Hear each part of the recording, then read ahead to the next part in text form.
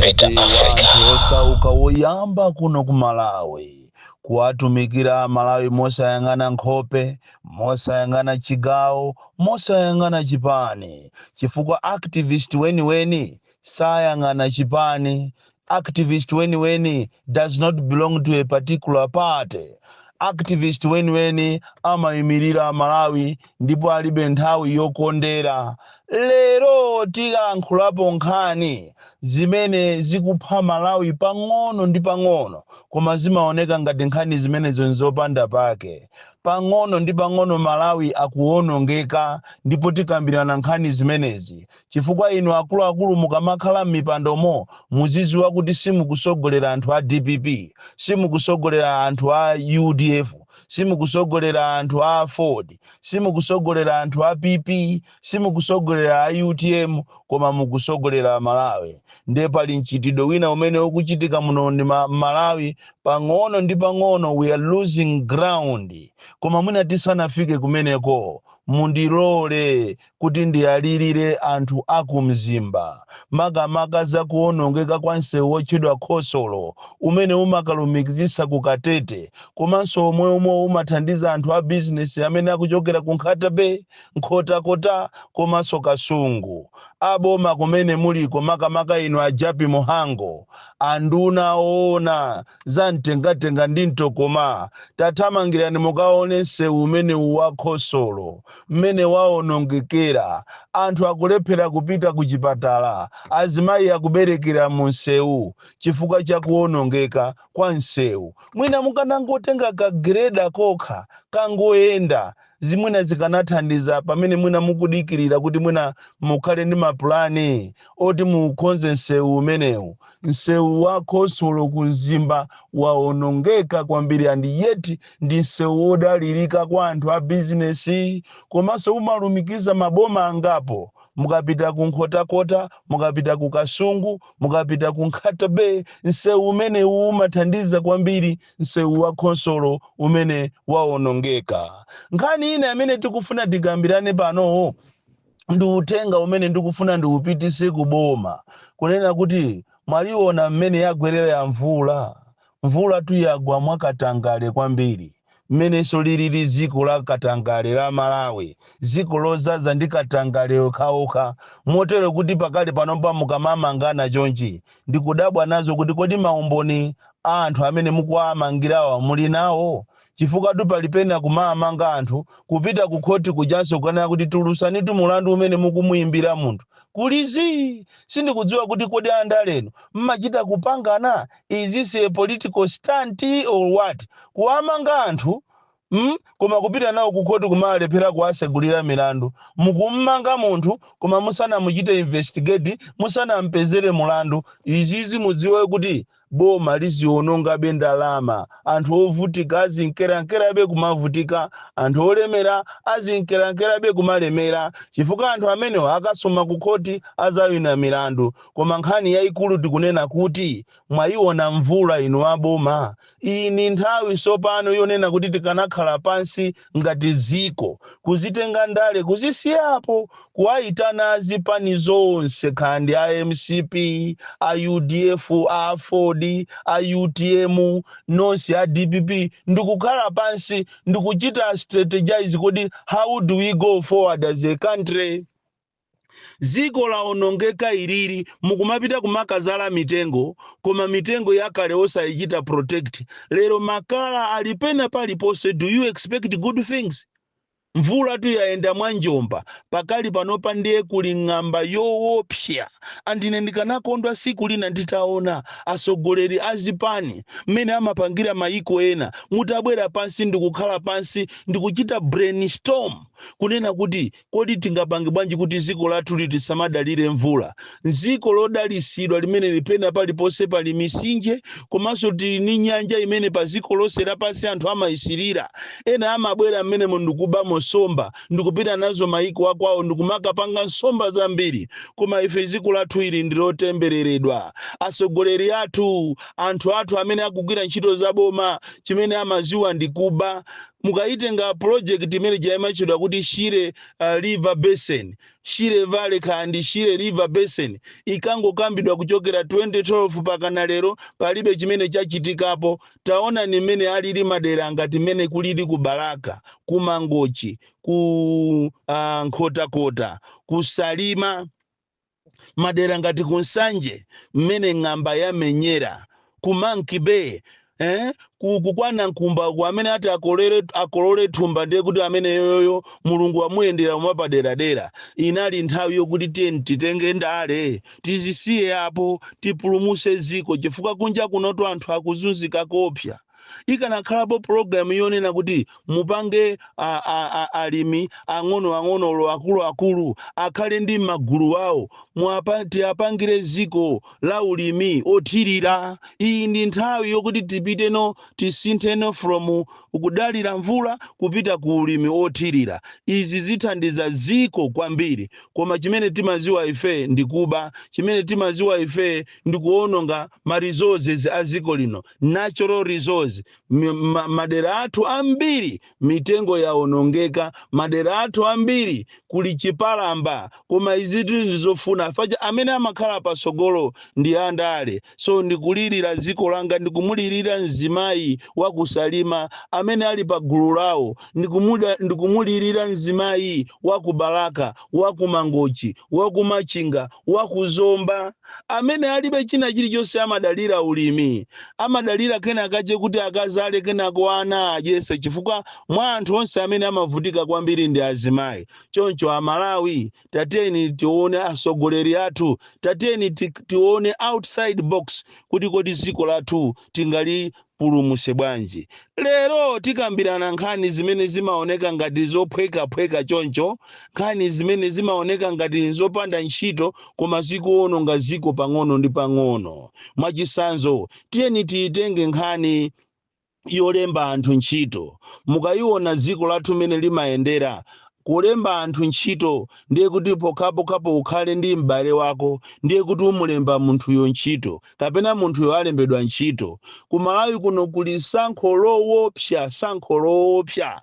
Ngati walembedwa ntchito mwina si m'bale wako, ndiye kuti munthuyo ndiye kuti wapereka ndalama kapena wanyengedwapo. Izi ndi zimene zimachitika kuno ku Malawi. Ndiye funso nkumafunsa kuti kodi inu asogoleri amene mmatilamulira inuyo, amene mmanena kuti ndi inu andale inu, ziko limene mukulifuna ndi limeneli? Izi zimaoneka ngati za simple chonje tikamanena kuti ku Malawi kunongo kuli mchitidwe osankhana mitundu, kulembana ntchito zachiluka zinyengo. Amene alibe m'bale wake m'bomamu ndiye kuti ameneyo kwake kwatha. Mukapita even olo muzipatalamo kapena kuma ministry loku mukaona kuti ambiri aiwo, even olo ku polisi mukaona mayina omwewo munkhondiya Tumbuka iya chalamanda kumangolembana okha pachibale makamaka apa pamachedwa pa Bwaira Hospital pali mzimayi wina ndi HR ameneyo ndiye anache wonse anawalemba ntchito, komanso ndi mayi amene ali ndi mphamvu zochuluka kwambiri. Funso nkumafunsa kuti is this the Malawi we want? And izizi zomapasa so even anthu business based on where this particular person is coming from. Zimene izinso zikuchita kiru Malawi slowly. Mwina zikoza kumaoneka ngati zinthu za simple, koma tikufuna tikambirane zinthu zimene zimakhala pa ground. Even anthu amene akumvera audio iyi akuchita kunena kuti Boni Kalindo DC amene mmamunena kuti ndi wachamba, amene mmamunena kuti amene mutu wache sumayenda bwino osaphunzira, akunena chilungamo. Malawi muno muli zinthu zoopsa kwambiri mbali ya business.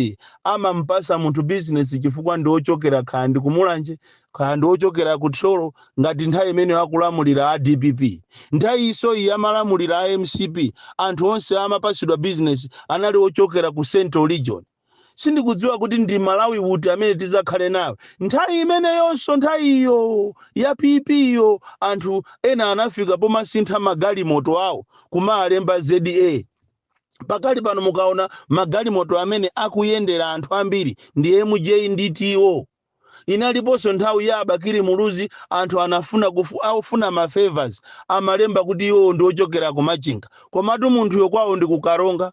munthu yokwawo ndi kunzimba koma chifukwa akufuna mafavors a business kapena antchito ndi anthu asandukano akumulanje anthu asanduka akutcholo mati o ma MJ nthawi yachakwera ndiye kunali nyanyi chifukwa ngati kunali nthawi imene anthu asankhidwa mitundu anthu alembedwa ntchito based on where they are coming from anthu amene achitidwa promoted anthu amene apasidwa zinthu zoyenerera m'bomamu ndiye ndi nthawi ya MCP nthawi imene kwabedwa ndalama kopsa funso nkumafunsa kuti kodi inu ziko limene mukulifuna inu asogoleri mukamanena kuti ife tikufuna asogoleri aziko lino la Malawi mukufuna kusankhana mitundu andi ndamva chisoni kwambiri programu ya marepu 10 imene iyi nakuza ni a minister zanalitaliro kunena kuti programu ya marepu iyi muyang'anisise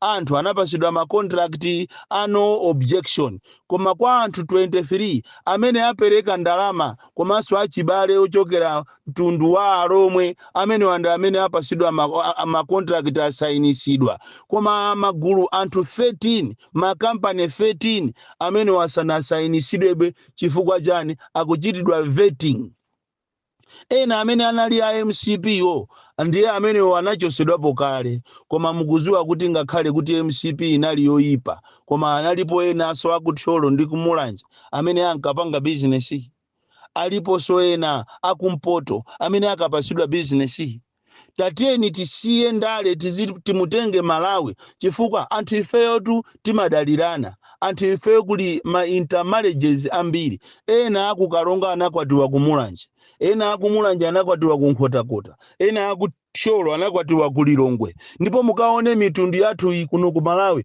alomwe alipena paliponse achewa alipena paliponse atumbuka alipena paliponse koma ayi kuno ku Malawi kuli nchitidwe ndithu osankhana mitundu and izizi zomapereka business based on where a person is coming from is slowly killing Malawi izizi zomalembana ntchito kumalemba anthu ntchito chifukwa chokuti ndi abale athu is slowly killing Malawi izizi zomati mwana or even in my university mene akumapasa anawa magrade kumawachongera based on where they are coming from akamuona zina la mwanayo ndi pamene akumuchongera malikisi ochuluka iyi ndi system ina yayambamo Malawi muno kuzera ku Ministry of Education kunena kuti ngakhale ana ku primary makolo ena akumapita kwa makapereka ndalama kwa head ndalama kwa maziphunzisi mwana wokuti sana khonze ndikumunena kuti amene nambala 2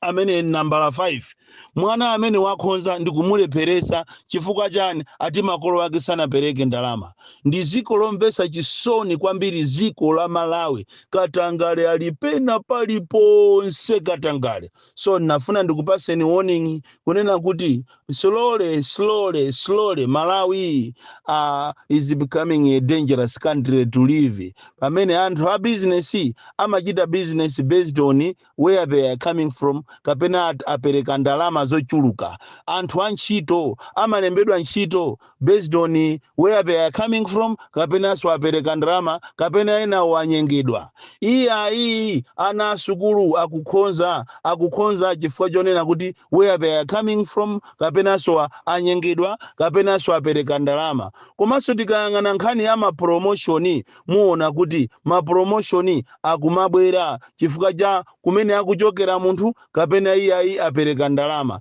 ndizomvesa chisoni kwambiri kunena kuti pena paliponse Katangale wakula kwambiri andi nkhani ina imene imandipweteka ine ndiyonena kuti pakali panopa anthu amene amagwira ntchito za zing'ono zosakhala za ndale amene wawa akuvutika kumbali ya masalale munati inu aboma muchite revise masalale mukaone mene anthu akuvutikira muzamva chisoni kwambiri anthu Malawi munoto akuvutika amboma komanso a private tapita ni restaurant tapita ni lodge tapita ni filling station tapita ni mwenye mukaone mene anthu akulandira masalale yawo aina akufika salary yawo kumalandira 50,000 ena kumalandira 70,000 komatu munthu akugwira ntchito pa filling station tapita ni mabanki mumukaone pali mabanki ena ongochedwa kuti mabanki ongoaputa monga mene alili ngati Centenary Bank kumanena kuti iyo ndi banki kumangu madalira agent kupita mbanki mukuti ukakashe kamene ukapereke ndalama ukachite deposit akukuza ni kuti pitani kwa agent ndizomvesa chisoni kwambiri. So nkhani ya masalale iyi pakanakhalanso nditu a national conference yokambirana aboma private corporate world ndikukhala pansi ndikuona kuti kodi masalale anthu akuyenda bwanji, kodi ndi mmene ziko lilili, kodi anthu akukhala mmoyo wabwino. Zinthu zinadula koma inu kukamuona munthu wa pa filling station ndalama imene yakulandira, kukamuona munthu wa mu restaurant wa pa lodge wa pa hotelo ndalama imene yakulandira, inu kumalira inu yomukhoza kulira. Koma lero li andalewo ndiye ali ndi masalale woopsa, ali ni makobiri woopsa. Munthu amene akuvutika mwina ndi kansala yekha kumbali ya ndale, kansala atu ndiye akuvutika ngakhale ulongongole sapasidwa. Koma mukakaona ma MPU pakali panopa mwina salary yawo inafika 6 million, ngongole yoka 400 million yogula galimoto. Kumanena kuti ziko limakondera, ziko is very very unfair chifukwa anthu ena malayi momuno akudya momwino, malayi momuno anthu ena akuvutika. Koma tinayenera akumakondana, kumakhalira limodzi, kumatengana tonse amene ngati ndife ya Malawi, osayang'anira kuti uyu akuchokera kuti wakumpoto ayi, wakumwera ayi, Eastern region iyi ayi. Even oloma unduna omwewa anayenera azisankhidwa so based on where someone is coming from, asankhidwe on merit. And izizi ndizomvesa chisoni. So funso ndionena kuti kodi Malawi amene mukumufuna ndi amene iyi, Malawi amene akapita kumakavota uja akafuna Malawi amene iyi omavutika, omakhala ndi ndalama anthu ambiri andale awa akungo namizirana kumangana awa, koma milandu yache kulibeko kukhotiko taxpayers money. Kutero kwa ena andale amene ali mboma pano amene anali ni milandu yanu yonse munakhululukirana, kukhululukirana tu inatesedwa. Koma yanga ijayo ya 2017 18 kuzafika lero ndidakaendera bebero. Kutero kwa mukudikira Mutharika akuita niseni akanene kuti kabale kodi kalindo uja adakaendera bebero. Pano panda ngonyanyala kwa mezi iwiri sinapiteko kuti mwina ndingokususulani ndikuputeni dala munene kuti sindikusongesa bero munimangeso ndakusowani tu ndakusowani. Bon Kalindo the DC mwana woopsa kwambiri, the most deadly and dangerous child from Njeza village, T.A. Mabuka, box 76, Mulanje, Malawi, Southern Africa. Kundifusa kuti kodi ndinu wa DPP, ndimanena kuti ine sini wa DPP, ine ndine wa Malawi. Ma activist ambiri mwaone sobano amba kusintha lilime lawo ati akuzigulira